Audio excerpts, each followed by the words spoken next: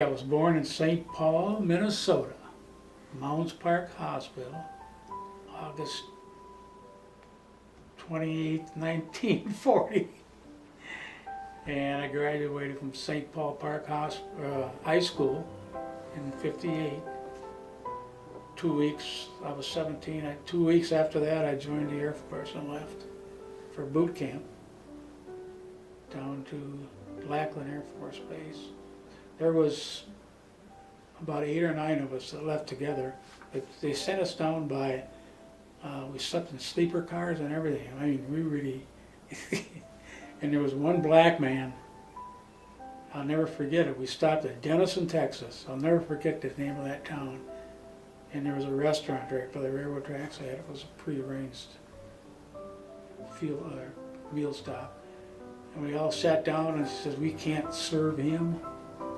The first time we came to contact with segregation.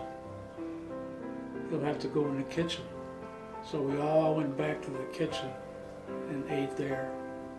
But that was the first time we came into segregation. And I got to Lackland Air Force Base, took boot camp there. Was there for 6 weeks. And then we went, they sent us, they took to Keith Air Force Base, Electronics Center of the Air Force. And I took class in Morse code. We were going to be radio operators, radio intercept operators.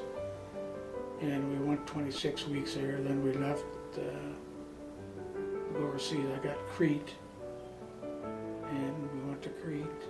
Spent 18 months over in Crete, and we did all kinds of things. It was like, it wasn't really like being in the service. Our base was right on the beach.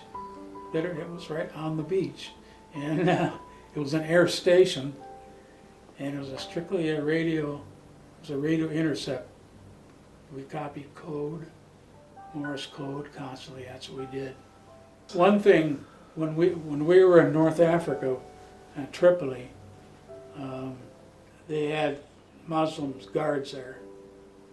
And Tripoli, they told us don't go into town alone. And so we didn't. We stayed on base for 4 days. We had a fighter base there in Tripoli, Lodge's fighter base. And we stayed there for 4 days. And I remember at noon, the guards, which were all Muslim, they were on their face. Horn would ring and they'd be on their face. And that was the first time I come into that. We worked, it was actually the Air Force Security Service. We were under the command, and we worked under the auspices of a National Security Agency. They told us what to copy, when to copy it, various things. Had a top secret clearance, so. They wouldn't put us anywhere near war because of the stuff we knew. See this. They told us when we left Crete, we were not to go near Berlin for 10 years. I still know Morse code to this day. I could copy it if I've got a JIG, a little J38 key here somewhere where you can send it, but I don't know where it's at. I haven't touched it in years, but once you learn that, you never forget it. I went back to Keith Air Force Base to become an instructor, yes.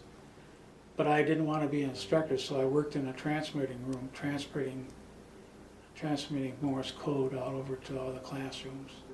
Did that until I got out in 1962. Later on, they called, they were taking applications for ready reserve, so I joined the reserve. I was on, and that was I was actually on a 119 flying boxcar. We would drop troops and drop equipment. That was fun. I mean, it wasn't like being in service. It was actually fun, flying. You'd be up there with, while these guys drop, you'd stand right there and watch them go, and they're a different breed.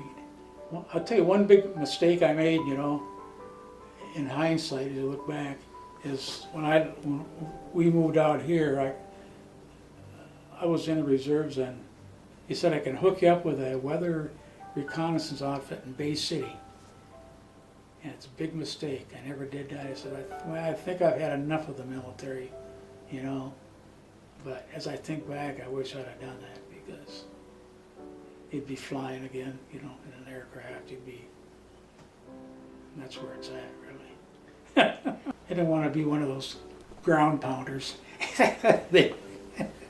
Bertie will like that.